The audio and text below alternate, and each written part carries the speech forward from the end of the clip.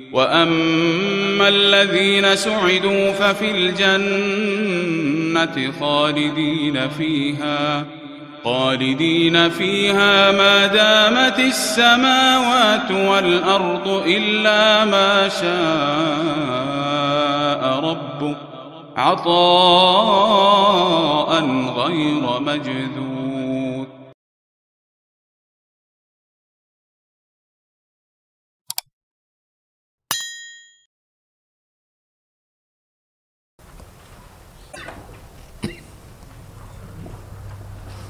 عنوان کچھ کتاب کے بارے میں۔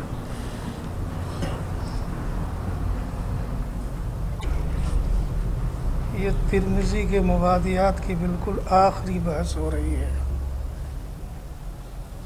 نیچے لکھو، سب سے پہلے اس بات کو ذہن نشیں کر لینا چاہیے، حدیث میں جو کتابیں لکھی گئی ہیں بالخصوص صحاح ستہ،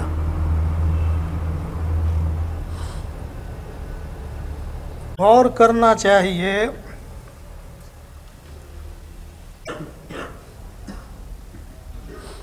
ارباب صحاح نے کن مقاصد کو سامنے رکھ کر کتابیں لکھی ہیں، تاکہ انہی مقاصد کو پیش نظر رکھ کر کتاب سے کما حق ہو استفادہ کیا جا سکے۔ کیونکہ ارباب صحاح نے اپنی اپنی کتابوں کے مقاصد کو ذکر نہیں کیا ہے، لیکن ان کتابوں کے مطالعہ کرنے سے سب کا رنگ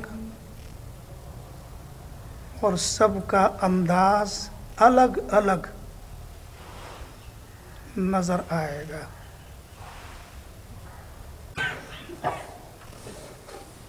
حضرت شاہ ولی اللہ صاحب رحمۃ اللہ علیہ نے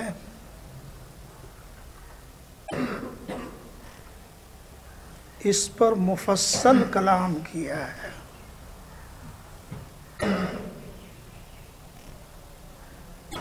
ان کی گفتگو کا خلاصہ امام بخاری کا مقصد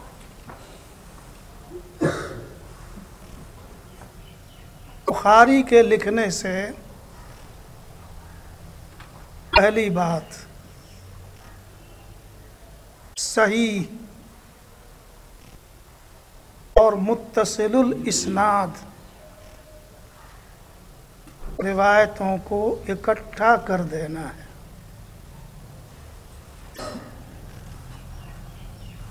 دوسرا مقصد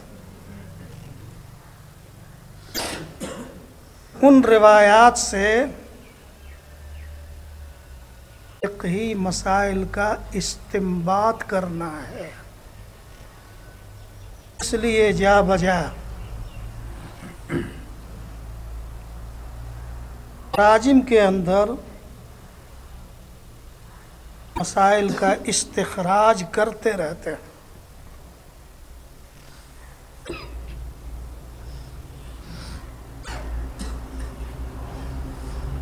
تیسرا مقصد حدیث کی تفسیر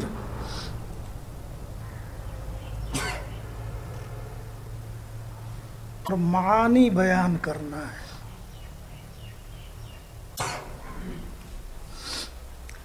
اسی لیے تراجم میں جا بجا حدیث کی شرح کرتے رہتے ہیں۔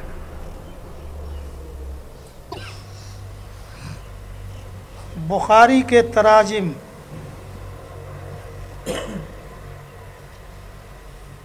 فقہی مسائل کا مجموعہ ہیں۔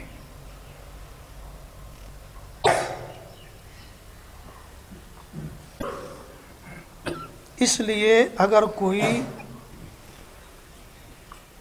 یہ سوال کرے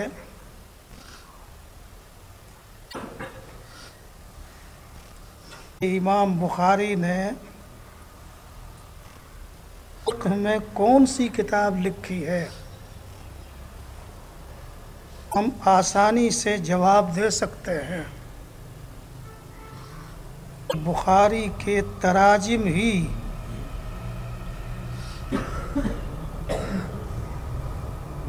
فقہی مسائل ہیں۔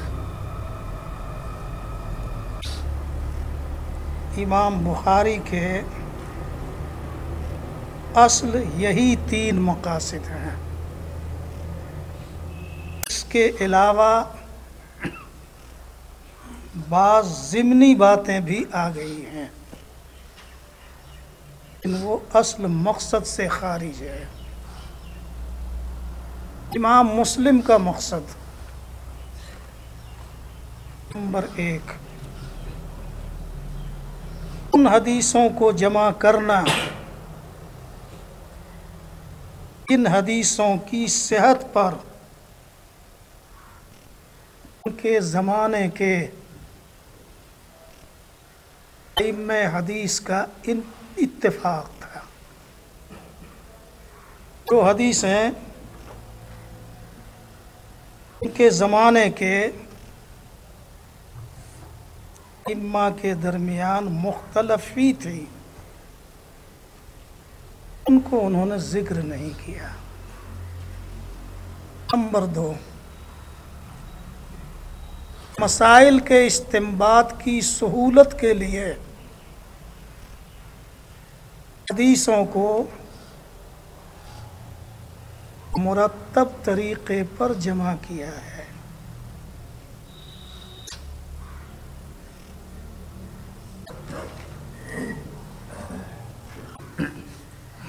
حسن ترتیب میں مسلم شریف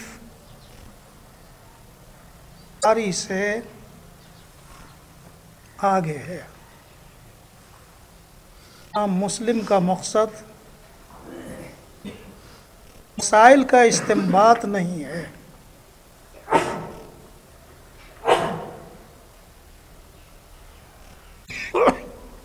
اسی لیے انہوں نے تراجم قائم نہیں کیے۔ جو تراجم ہیں وہ بعد کے لوگوں نے قائم کیے ہیں۔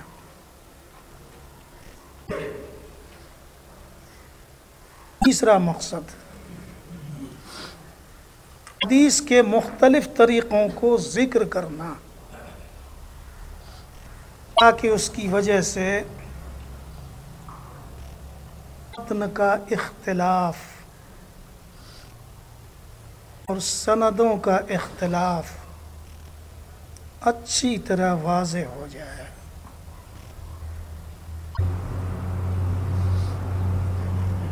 چونکہ محدثین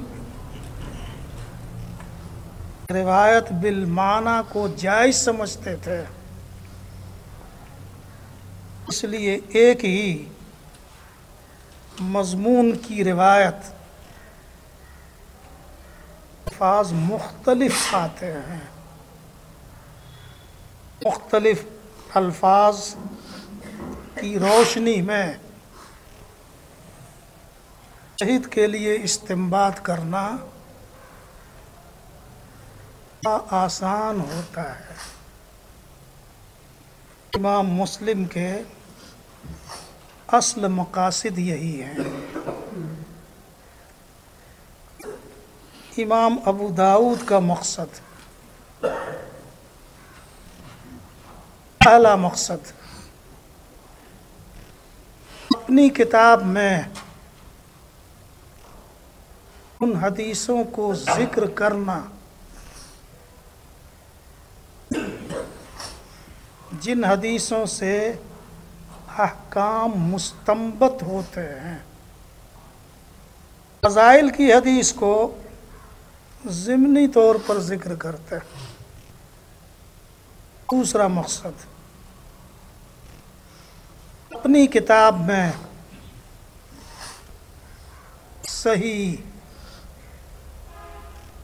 حسن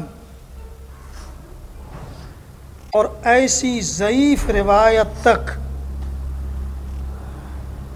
ذکر کرتے ہیں جو قابل عمل ہے۔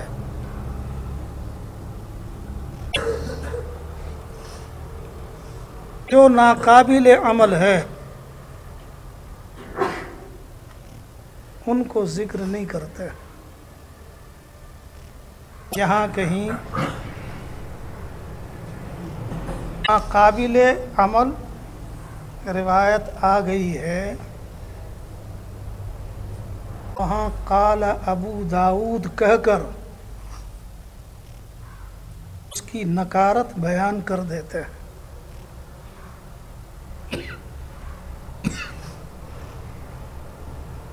جہاں خاموش رہ جاتے ہیں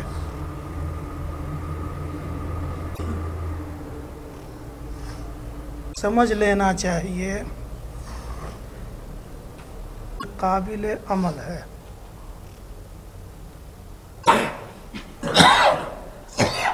خود امام ابو داؤد نے تصریح فرمائی ہے، میں نے اپنی کتاب میں ایسی روایت کو درج نہیں کیا ہے جس کے متروک العمل ہونے پر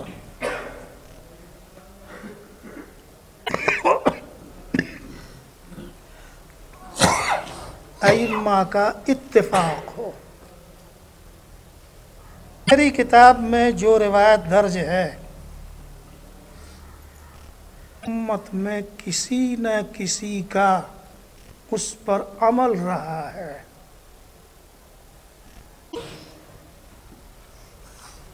اس سے سمجھ میں آ گیا امام ابو داؤد نے عمل کرنے کی غرض سے ابو داؤد لکھا ہے۔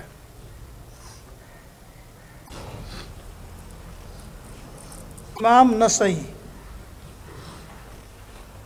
ان کا مقصد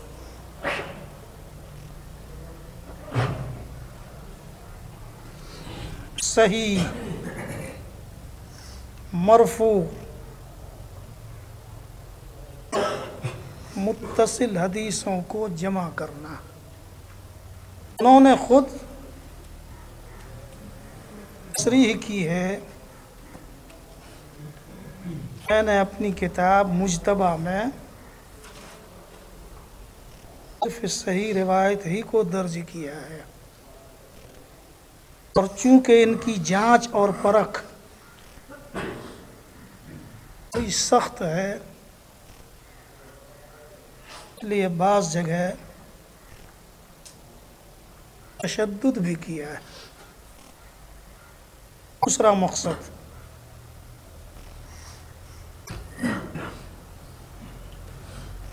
تراجم میں فقہی مسائل کا استنباط کی وجہ ہے تراجم ابواب سب سے اعلیٰ درجہ قاری کا مانا گیا، اس کے بعد دوسرا نمبر نسائی ہی کے تراجم کو دیا گیا ہے۔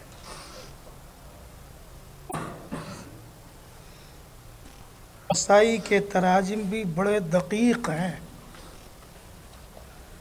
بلکہ بعض جگہ نسائی کا ترجمہ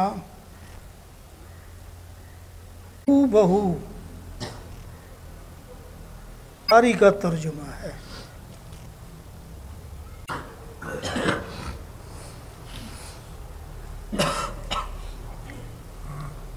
الفاظ تک بخاری کے ہیں۔ بعض لوگ کہتے ہیں کہ یہ توارد ذہنی ہے، یعنی جو بات امام بخاری کے ذہن میں آئی بالکل وہی بات امام نسائی کے ذہن میں بھی آئی۔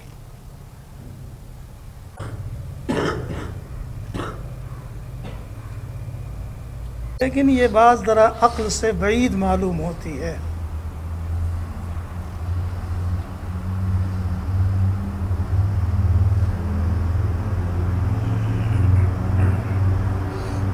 کیونکہ توارد تو ایک جگہ ہو سکتا ہے، اتنے کثیر جگہوں میں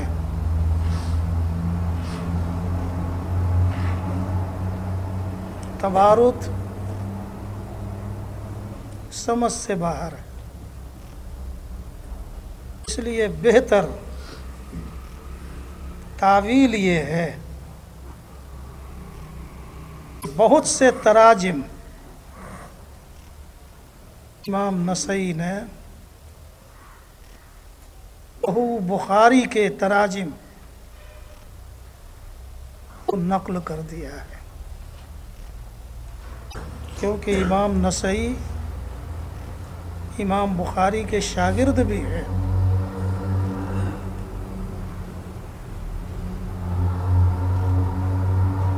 اور ظاہر ہے کہ شاگرد استاذ کی پیروی کرتا ہی ہے۔ نسائی نے بھی امام بخاری کی پیروی میں وہی تراجم نقل کر دیے۔ امام ترمذی کا مقصد، اب یہ اصل جو ہماری کتاب سے متعلق بات ہے۔ نمبر 1،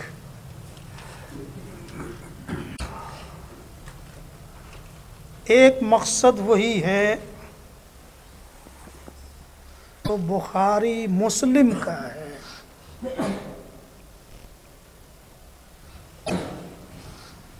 یعنی صحیح احادیث کو جمع کرنا۔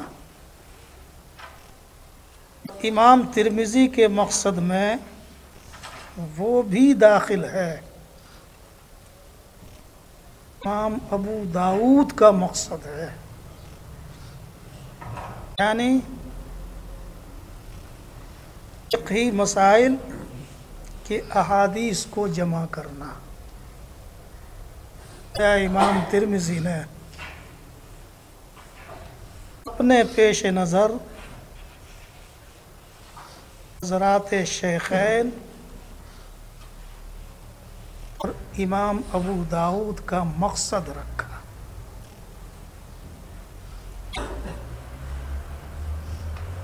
اس کے علاوہ کچھ اور بھی ترمذی کے خصوصیات ہیں جن کو حضرت شاہ عبدالعزیز صاحب رحمۃ اللہ علیہ نے بستان المحدثین میں ذکر فرمایا ہے۔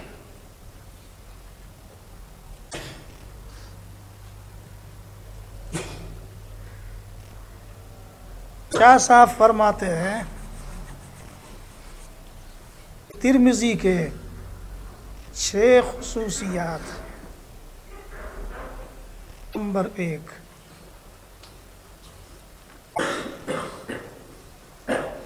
حسن ترتیب اور عدم تکرار۔ ہم ترمذی روایتوں میں تکرار نہیں کرتے، شاید پوری کتاب میں 2-1 جگہ تکرار کہیں ملتا ہو۔ حسن ترتیب، عدم تکرار۔ دوسری خصوصیت، حدیث کے بعد اس حدیث سے متعلق فقہا کے مذاہب کو بیان کرنا، اسی کے ساتھ فقہا کے وجوہ استدلال کو بھی ذکر کرتے ہیں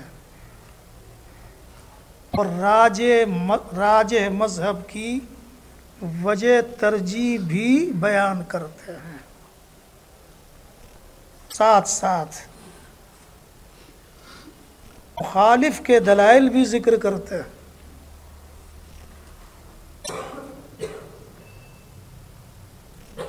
اور کبھی جج بن کر فقہا کے درمیان محاکمہ بھی کرتے ہیں۔ ان باتوں کی طرف اور لوگوں نے دھیان نہیں دیا۔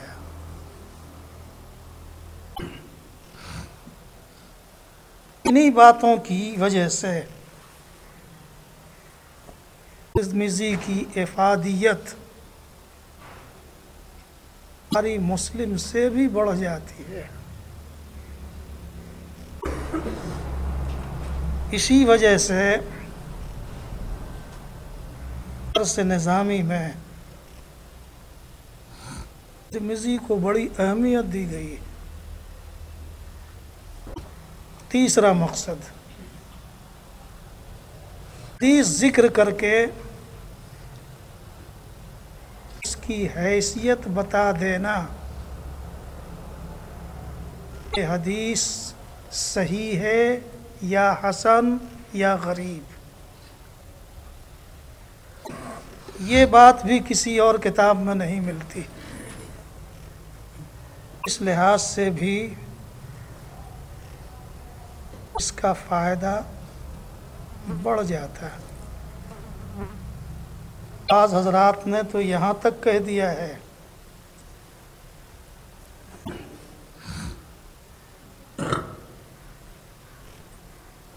من کان فی بیتہ انما نبی یتکلم، شخص کے گھر میں ترمذی ہو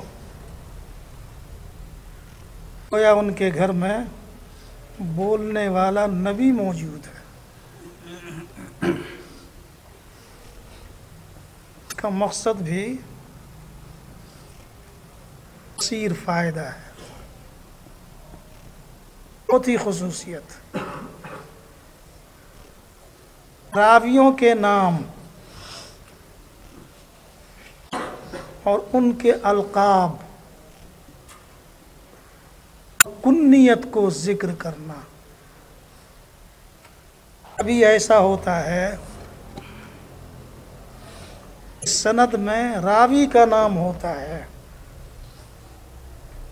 اگر وہ کنیت سے زیادہ مشہور ہوتا ہے۔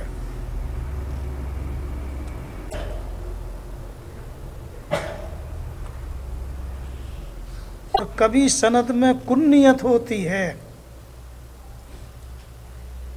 مگر وہ نام سے زیادہ مشہور ہوتا ہے۔ امام ترمذی نام کے بعد کنیت، کنیت کے بعد نام کو بھی ذکر کر دیتے ہیں۔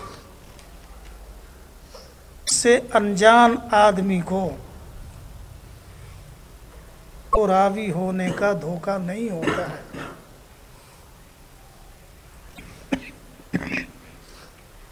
اگر ایسا نہ کیا جائے، ہم ہی لوگ دو راوی سمجھ بیٹھیں گے۔ پانچویں خصوصیت، امام ترمذی گاہ بگاہ یہ بھی بتا دیتے ہیں کہ فلاں راوی کی ملاقات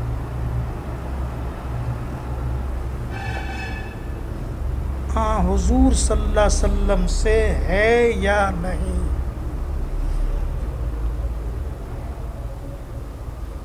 تاکہ طالب علم کو معلوم ہو جائے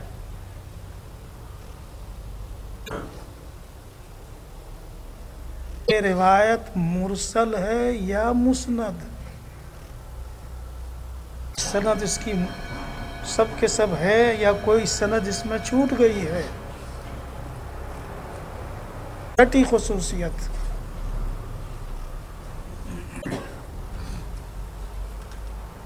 یہ بھی بتا دیتے ہیں روایت پر عمل ہے یا نہیں۔ کتاب العلل میں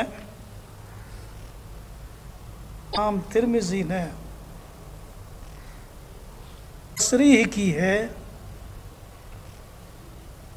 ترمذی شریف میں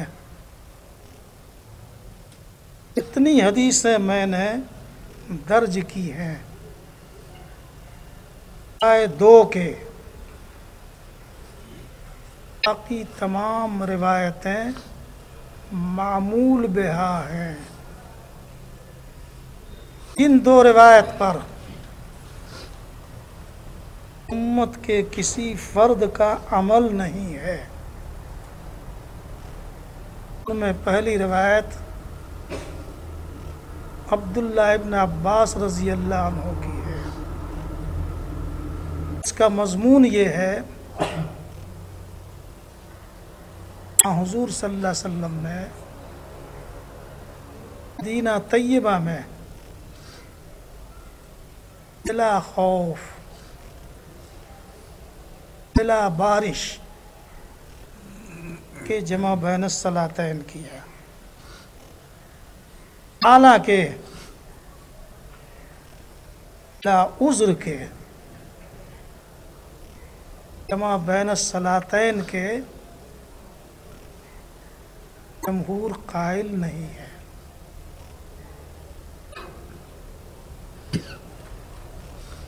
چاہے وہ عذر سفر ہو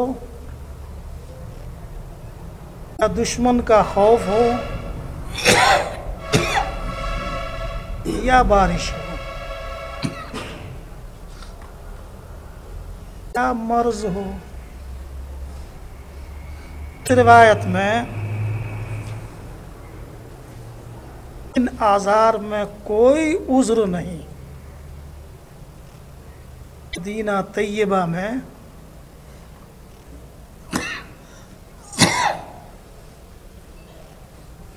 رہنا دلیل ہے کہ آپ مسافر نہیں ہیں۔ بلا خوف بلا بارش دلیل ہے کہ کسی طرح کا عذر نہیں ہے، نہ دشمن کا نہ بارش کا۔ اور اسی طرح مرض بھی نہیں تھا۔ اس سے امام ترمذی نے یہ نتیجہ نکالا کہ سند کے اعتبار سے صحیح ہونے کے باوجود روایت ناقابل عمل ہے۔ امام ترمذی کی بات عقل سے بعید معلوم ہوتی ہے۔ جب سند کے اعتبار سے روایت صحیح ہے تو ناقابل عمل کیوں ہے؟ ناقابل عمل تو مردود روایت ہوتی ہے، یہ روایت تو مقبول ہوتی ہے۔ اس لیے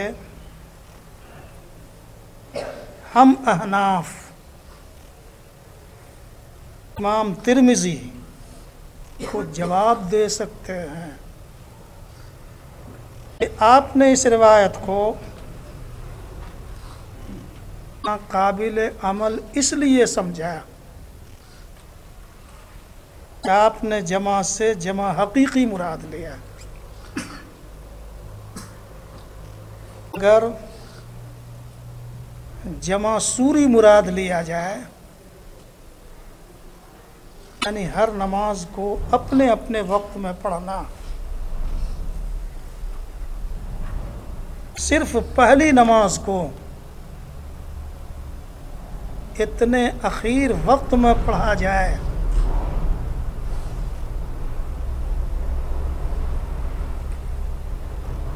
کہ اس سے فارغ ہوتے ہی دوسری نماز کا وقت آ جائے،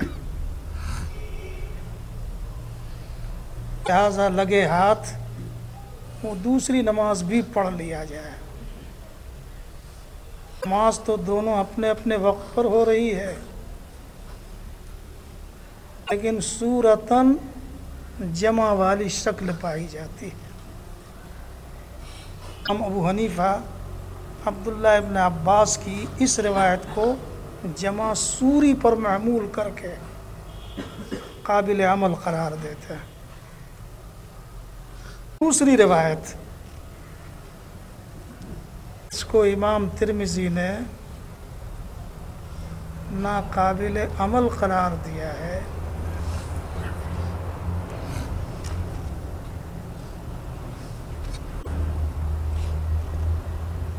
وہ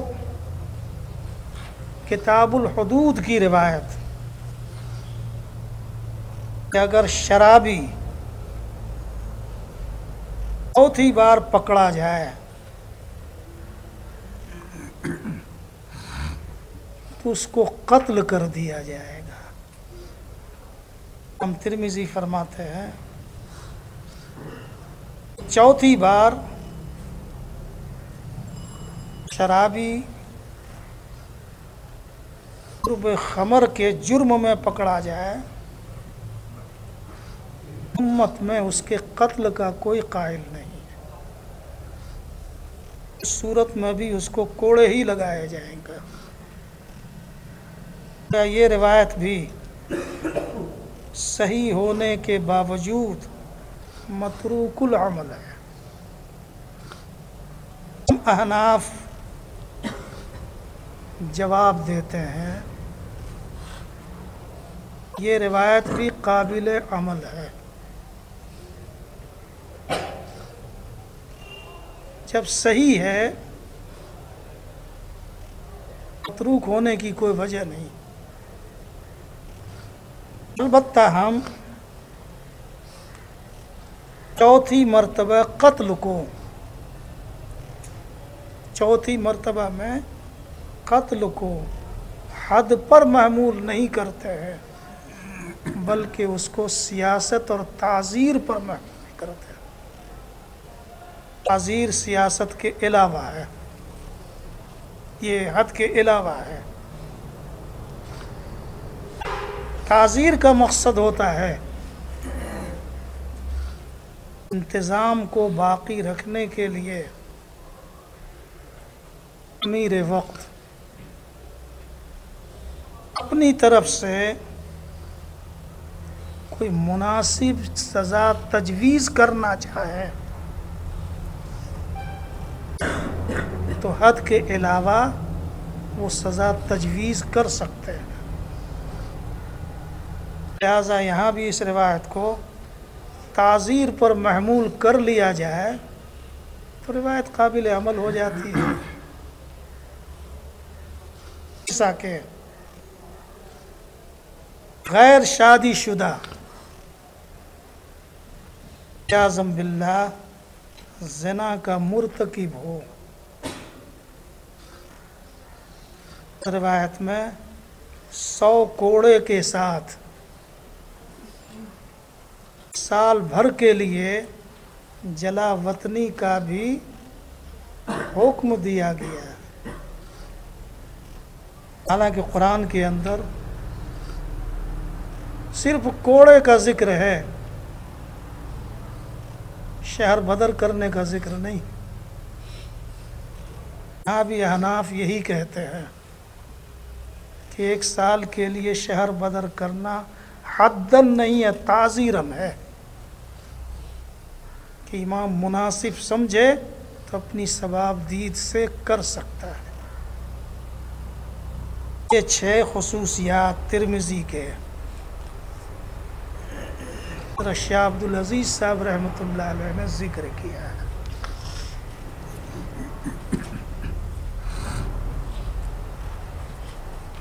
لیکن ان کی کتاب دیکھنے سے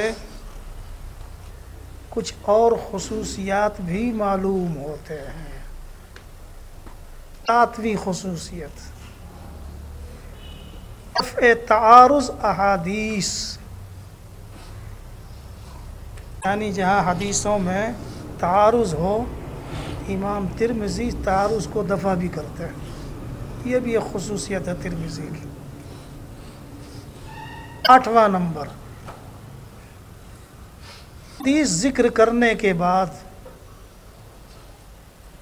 اس کے متابعات و شواہد ایک طرف اجمالی طور پر اشارہ کر کے تکرار سے بچ جاتے ہیں۔ چنانچہ باب کے ذیل میں ایک حدیث بیان کر کے اس کے ہم معنی دوسری حدیثوں کی طرف اشارہ کرتے ہوئے کہہ دیتے ہیں وَفِي الْبَابِ عَنْ فُلَانٍ عَنْ فُلَانٍ عَنْ فُلَانٍ، اس بیات کی طرف اشارہ ہو جاتا ہے کہ ان صحابہ سے بھی اس مضمون کی روایت آتی ہے۔ نوی خصوصیت، قریب الاستعمال، الفاظ کی شرح، کہیں کوئی اجنبی لفظ آ جائے امام ترمذی فوراً اس کا ترجمہ کر دے گا، گویا 6 خصوصیات حضرت شاہ صاحب کے کہنے کے مطابق اور 3 اور مزید خصوصیات، تو ترمذی کے 9 خصوصیات، لحاظ سے یہ تمام کتابوں کی خصوصیات پر بھاری ہے۔ جتنا فائدہ ترمذی سے ہے اتنا فائدہ اور کتابوں سے نہیں، اس لحاظ سے یہ ترمذی کو صحیحین پر بھی فوقیت دی گئی، مگر اس لحاظ سے صحت کے اعتبار سے نہیں۔ یہ تو خصوصیات کی بات ہو گئی۔ عنوان اور لگاؤ، امام ترمذی بعض کوتاہی۔ امام ترمذی فن حدیث کے مسلم امام ہیں، اس کے باوجود بعض موقع پر حدیث کی تصحیح یا تحسین میں غلطی کر جاتے ہیں۔ بہت سی صحیح حدیث، بہت سی ضعیف حدیثیں ان کے ذوق پر محدثین کا اتفاق ہے، امام ترمذی اس کو صحیح اور حسن کہہ دیتے ہیں، اور اس کی بہت سی مثالیں ترمذی کے اندر ہیں جو انشاءاللہ اپنی اپنی جگہ پر آتی رہے گی۔ اس لیے صحیح بات یہ ہے جہاں کسی راوی کی تصحیح یا تحسین میں امام ترمذی منفرد ہوں، وہاں ان کی تصحیح و تحسین غیر معتبر، اور جہاں دوسرے ائمہ حدیث موافقت میں تصحیح و تحسین کی ہے وہ معتبر۔ ابو عبداللہ حاکم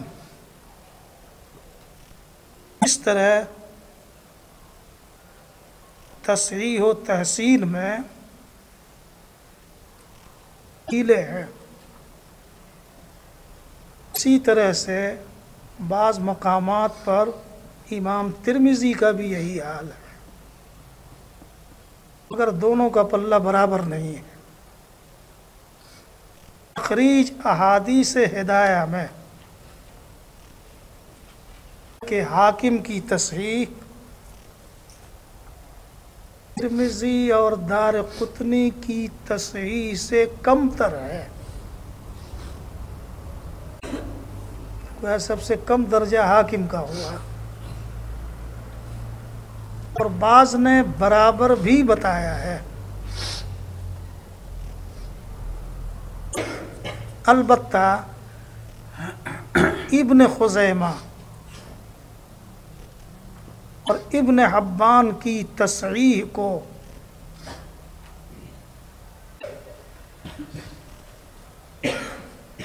حاکم کی تصحیح پر بالاتفاق ترجیح دی گئی ہے۔ ترمذی کو ترجیح دینے میں تو اختلاف ہے، لیکن ابن خزیمہ ابن حبان کو حاکم پر ترجیح دینے میں اتفاق ہے۔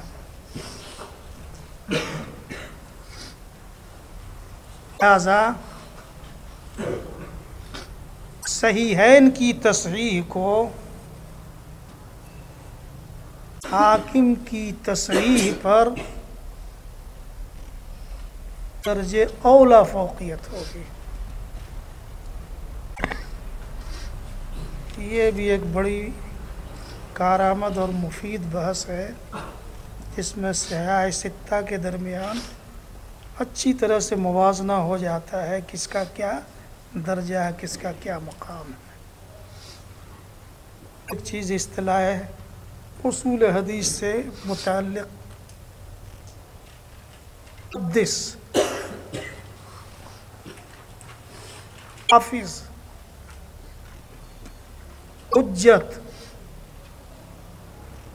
حاکم کے تعریفات اصطلاحی الفاظ ہیں۔ محدث شخص ہے تو حدیث کی سندوں، رجال کی عدالت سے واقف ہو۔ وہ شخص صرف حدیث کو سن لے اور سند و رجال کا علم نہ رکھتا ہو، محدث نہیں کہلائے گا۔ حضرات فقہا کے نزدیک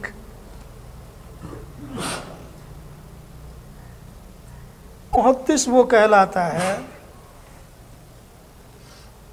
حدیث کی سند کو یاد کر لے اور رجال کی عدالت اور جرح کا علم رکھتا ہو، جو صرف حدیثوں کو سن لے اور رجال کے بارے میں معلومات نہ رکھے، محدث نہیں کہلائے گا۔ حافظ، جن کو 1,00,000 حدیثیں یاد ہوں دو متن کے ساتھ، حافظ کی دوسری تعریف، بعض حضرات کہتے ہیں کہ حافظ وہ ہے تو تمام رجال احادیث عبور رکھتا ہو۔ تیسری تعریف، حافظ وہ ہے کہ جتنی حدیثیں اس کو محفوظ ہوں، غیر محفوظ سے زائد ہوں۔ پہلی تعریف زیادہ مشہور ہے، جس کو 1,00,000 حدیثیں یاد ہو سند متن کے ساتھ۔ حجت، ان کو 3,00,000 حدیثیں یاد ہوں۔ حاکم، جن کو تمام حدیثیں متن و سند جرح و تعدیل کے ساتھ یاد ہو۔ ترمذی کے سلسلے میں جو مبادیات تھے بس اسی پر یہیں پر میں اکتفا کرتا ہوں. کل سے انشاءاللہ میں کتاب شروع کر دوں گا. بخاری کے گھنٹے میں بخاری کے مبادیات چلیں گے.